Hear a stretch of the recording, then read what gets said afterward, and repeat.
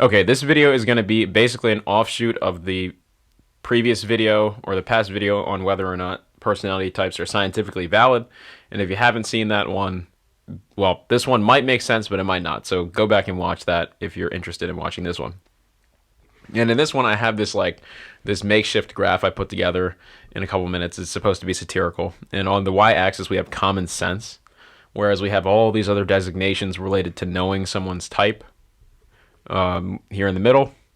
And we can start with like, okay, what's the most common sense way to know someone's type? All right, so we can start at the bottom, which is like against common sense, which is looking up their type on Google, listening to what someone else says about them, and hearing them say what their type is. Okay, and then we can go up a rung and be like, okay, well, what's a little bit more common sense than that? Well, talking to them over a long period of time, or observing them over a long period of time. That should say observing them over a long period of time. This says observing them over a long period of time person. So let me correct that. Yeah, observing them over a long period of time. Because you'd think, okay, well, if I do that, then I should get a better insight into what their type is. And, oh, well, that screws up the whole graph. But, basically this says at the other end, it says being part of the person's immediate family. Okay, that's about like midway through common sense. It's a little bit more common sense than listening to what someone else says about them, but it's similar to observing the person over a long period of time. Let me move this up a little bit because this looks weird. Oh, it still looks weird. Let me move this one down. Okay. So then if you go up another rung in common sense, if you go up another echelon or another tier in common sense, you hit knowing the person extremely well. We're reading a lot about Jung's typology because you'd expect, okay, even the combination of the two, like if you know the person really well and then you've also read a lot about Jung's typology, then you should, like, that's common sense. That's, if you ask somebody, how would you know somebody's type or personality type? Well, you have to know them well, and you probably have to read a lot about Jung's typology to even know what the types are about. And then, like, the most common sense approach to knowing somebody's type is actually being the person. Shocker. But, if you look, like, the reason why I'm even talking about this is because you can turn this, like, pyramid, maybe you can look at it as, like, the type version of, like, a food pyramid. It's basically inverted for the MBTI community on YouTube, and not just MBTI, like Socionics, all that shit. Any type of stuff that was stolen from Jung to make another system, you can include that. You can include that in this like semi-rant. It's like you flip what is normally common sense to figure out what people are going to be looking for as evidence, quote unquote, for somebody's personality type. So normally what people do is they look up, if they want to know a celebrity's type, they look them up on Google, and that's basically the same thing as listening to what someone else says about them, because the alternative to that is they'll watch like a YouTube video of somebody else saying, okay, well, this person's personality type is like this and this person's like this, because because whatever reasons they're going for it, whatever reason that other person has, it's still against common sense for you to listen to what they're saying about someone else, and why is that? Well, because the most common sense thing for knowing someone's type is actually being that person. So listening to what someone else says about them is pretty far away from being that person. And it's very far away from knowing the person extremely well. Also, hearing them say what their type is very nonsensical in regards to knowing somebody's type. Because it's like, well, if you're just hearing what they say their type is, and you don't also know the person extremely well, then it's like there's no point in even having asked them that, because you can't even confirm it. And this is just saying, and this is on the point that, let's say they're scientifically valid. Like, I don't even think that it's scientifically valid. And if you, like, we don't even have to go there because I made a whole video on that. And so you can watch that video if you want to hear my opinion on that. But it's like, okay, well, what are these things supposed to be in the first place? They're supposed to be like a compass for you to use to analyze your own behavior or a friend's behavior or what have you. So it's not even something that you can scientifically validate. But even if you could, you sure as hell couldn't do that by just hearing them say what their type is if you don't know them.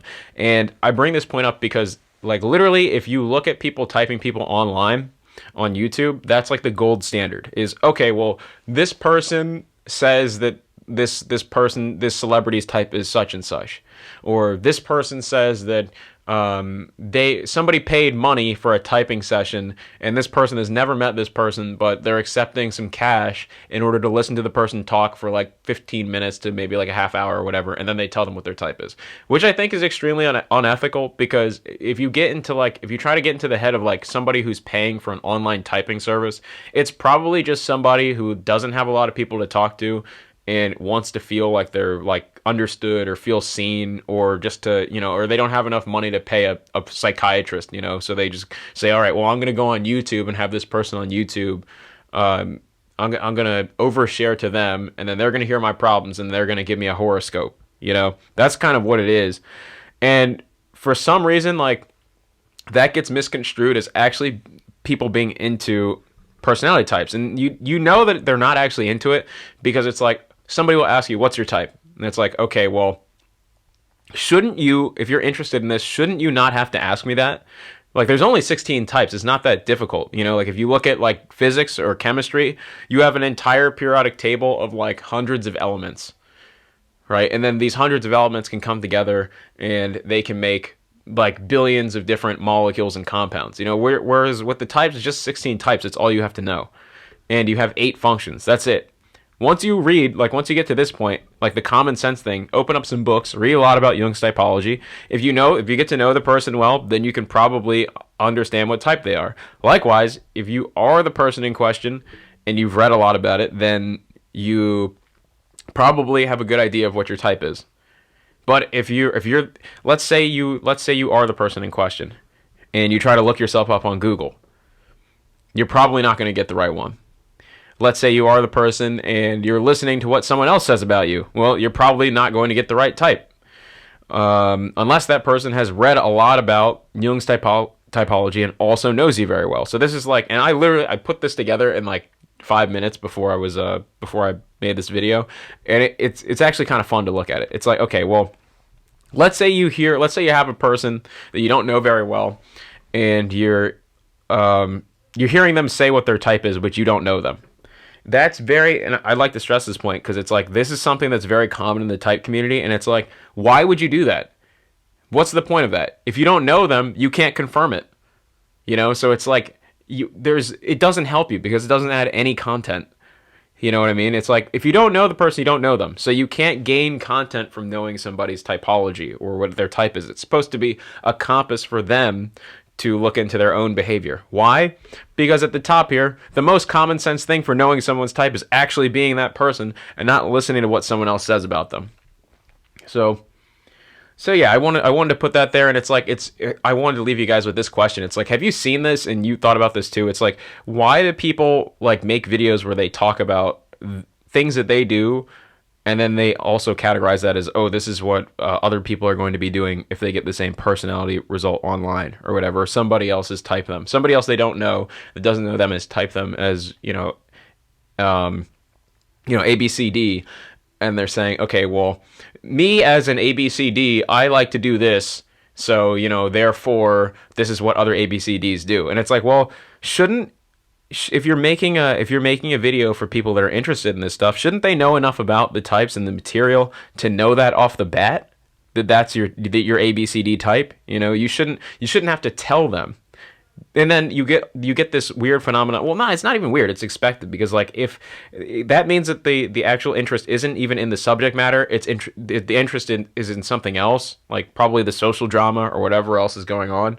But it's like, if you have to do that, then the person didn't care about it in the first place. Yeah, we're getting near 9 minutes here, and I kind of lost my place. But yeah, I'll try to end it in like 10 minutes.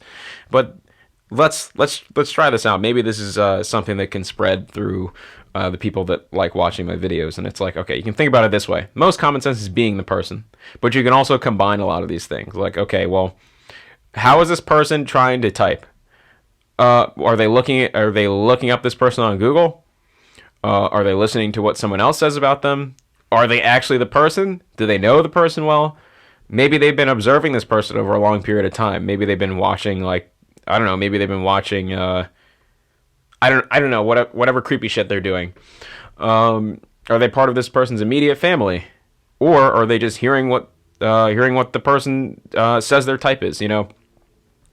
All of these things are on a continuum of common sense, and I felt like I needed to make this A, to thank you guys for 1,000 subs, and B, because I really feel like the hierarchy of common sense is very inverted in this community, and it should tell you, it should not only tell you a little bit about it, but it's like, I don't know, it's maybe it's a way that you could use this to help decide which channels are really about the subject matter and which channels are not. So yeah, I'll leave it at that, and then I think I'll make another video that's going to come up this week that's shorter, but I wanted to give you guys this because maybe it'll be entertaining and as a thank you for 1,000 subs.